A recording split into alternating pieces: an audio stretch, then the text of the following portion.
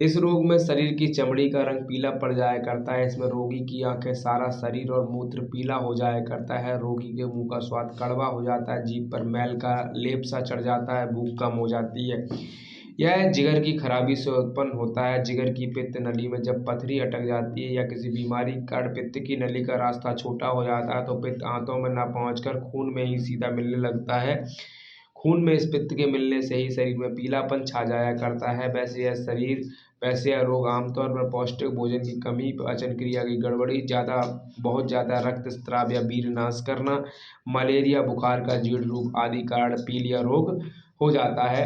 इसके अतिरिक्त स्त्रियों में मासिक धर्म का अधिक होना ऐसा होता है। प्रसव के समय अत्यधिक रक्त का निकल जाना, टाइफाइड, रक्त संचार संबंधी रोग होते हैं। संखिया, फास्फोरस जैसे घातक विषयों का सेवन जॉन्डिस के कारण हो सकता है।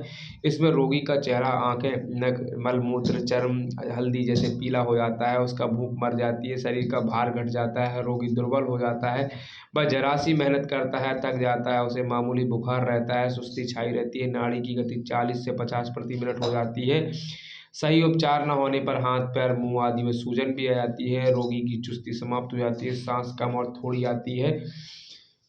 इस प्रकार से उसको ये सारे लक्षण दिखाई देते हैं। प्रकार के अनुसार लक्षण के बारे में चर्चा करें तो हीमोलिटिक जॉन्डिस में एनीमिया, पीलापन और तिल्ली का बढ़ना, ये 3 लक्षण होते हैं। और ऑब्स्ट्रक्टिव जॉन्डिस है तो शुरू में पीलिया कम होता है परंतु धीरे धीरे बढ़कर बड़ा रूप ले लेता है।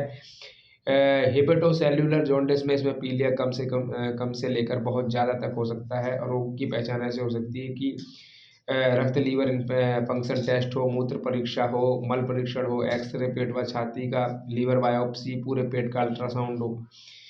यदि इस रोग का इलाज न किया जाए तो इसमें शोथ होने का डर रहता है। रोगी की त्वचा और श्लेष्मिक झिल्ली से रक्तस्राव होने लगता है। ज़्यादा दिनों तक पीले रहने पर लीवर कोशिकाएं अधिक क्षतिग्रस्त हो जाती हैं, जिससे लीवर का मेटाबॉलिक कार्य गड़बड़ा जाता है और रोगी को यकृत कोशिकीय फेल्योर हो जाता है। चिकित्सा रोग के कार्ड के अनुरूप करना चाहिए। इसका इलाज, रोगी को पूर्ण विश्राम कराना चाहिए। यदि रोग का कारण कृमि रोग है तो कृमिनाशन उपचार करना चाहिए। चिकित्सा में सबसे पहले रोगी को जुलाव देना चाहिए। बहुत से रोगी जुलाव से ठीक हो जाते हैं पर तीव्र विरेचक यानी जुलाव का प्रयोग न करें। बहुत तेज वालों का इस्तेमाल ना करें। तले पदार्थ, घी, तेल, मिर्च, गर्म मसाला, मिर्च भोजन में नहीं देना चाहिए। रोगी को शराब, तम्बाकू व तेज चाय न लेने को कहें। दूध भी वसा रहित दें। पानी ज़्यादा मात्रा में व उसके ग्लूकोज मिलाकर देना चाहिए। भोजन में पतली दाल, चावल, खिचड़ी, रोगी व हरी सब्जियां दें। पीलिया के रोगी को कच्ची मूली, गाजर, चुकंदर व शलजम दे सकते हैं। वैसे दिन में कम से कम 3 ग्लास गन्ने का रस और फलों में अंगूर, केला, सेब, मौसम्बी का रस दे सकते हैं।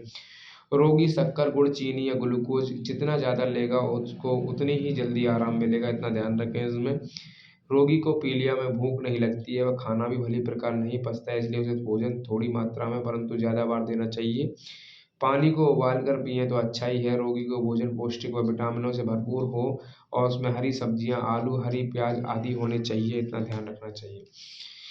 तो हम लोगों ने इसमें जो पीलिया के बारे में भी चर्चा कर लिया। पीलिया के बाद इसके बाद हम लोग चर्चा करने वाले हैं जो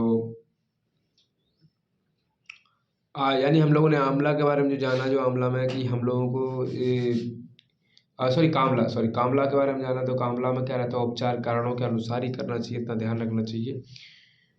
तो अब हम इसके बारे में जानेंगे, इंटेस्टिनल वर्म्स के बारे में जानेंगे। हेलमेंथेलियल इन्फेस्टेशंस करके होता है। आंत्रकृमि, कृमि, पेट की कीड़ी या कृमि पर्याक्रमण, इस बीमारी को नाम से जाना जाता है। अगली वीडियो में चर्चा करेंगे।